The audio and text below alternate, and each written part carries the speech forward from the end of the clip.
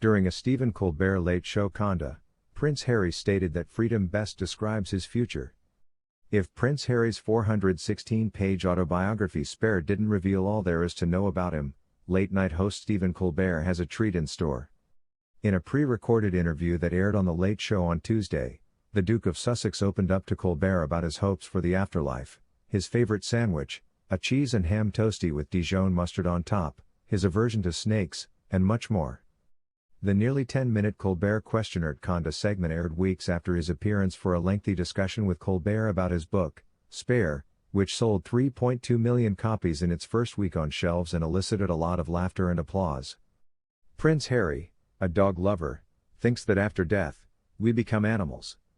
The questions Colbert posed to the Duke included his favorite action movie, Gladiator, favorite scent, that of his wife, Duchess Meghan, most used phone app, BetterUp, and whether he preferred cats or dogs, obviously.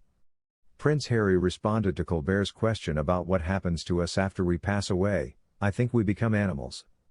Colbert clarified that Prince Harry was referring to reincarnation by asking if there was a particular animal he would like to return as. It was most likely an elephant, Harry said. Colbert asked Harry to sum up the rest of his life in 5 words as the conda came to a close. Freedom and joy. Space, clarity, and love, said he. Spare's memoir is chock full of personal information. Prince Harry and Colbert first met in early January to talk about Prince Harry's autobiography, Spare.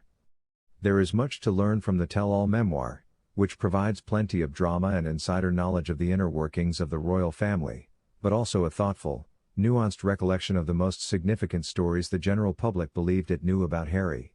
In another news, Queen appeared relieved. During a turbulent period, Fergie could assist her with her poor son. In a recent interview, Sarah Ferguson discussed her relationships with Prince Andrew and Queen Elizabeth II. The Duchess of York revealed her close bond with Her late Majesty and spoke kindly of her ex-husband Prince Andrew. Sarah, better known to her friends and fans as Fergie, stated in a recent interview that she will always be grateful to have had even a minute of the late Queen's time. The Duchess added in an interview with The Telegraph, "We grew even closer because her poor son has been through so much turmoil over the past 3 years, and I believe him was very relieved I could help her with him. But I've loved and admired her my entire life. She was actually more like a mother to me than my mother was." Although the Queen never publicly stated that Andrew was her favorite child, it was widely believed that she had a soft spot for him. In response to the question of whether the last 3 years have brought her close-knit family even closer, Fergie asked how her interviewer would feel if her daughter fell over at school.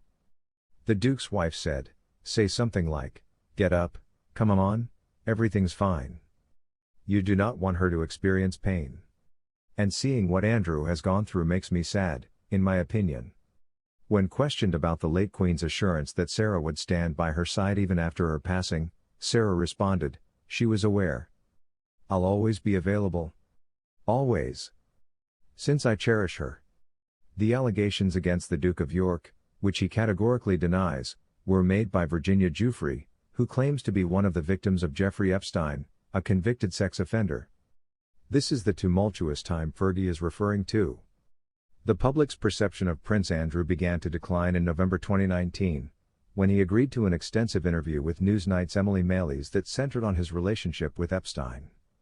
Furious criticism of the Duke for not expressing enough sympathy for the victims of the dishonored financier during the 45-minute meeting was received.